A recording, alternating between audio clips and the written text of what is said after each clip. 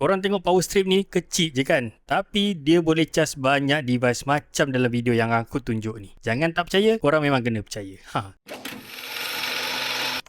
Untuk korang yang kaki travel, power strip ni memang sangat sesuai untuk korang dapatkan. Saiz dia yang compact, senang untuk disimpan dan dibawa ke mana sahaja. Walaupun dia kecil, tapi banyak port charging yang ada dekat sini. Ada 2 port soket 3 pin belah atas ni dan ada juga 2 port USB-A dan 1 port USB-C belah tepi power strip ni. So, korang boleh cas banyak device dalam satu masa. Tak ada masalah. Untuk penyimpanan pun mudah je. Korang just gulungkan je dekat power strip ni macam ni, kemudian lock dengan rubber strap yang ada dekat power strip ni. So, tak adalah serabut wire terkeluar sana sini bila nak simpan dalam beg ni. Nice kan? Korang memang wajib dapatkan satu untuk memudahkan urusan bila nak travel nanti. Paling penting sekali, Orico Travel Power Strip ni didatangkan sekali dengan 2 tahun warranty. So, memang legit dan berbaloi untuk korang dapatkan. Macam biasa, kalau korang berminat dengan item ni, link aku sediakan dekat bawah ni. Ini barang wajib ada.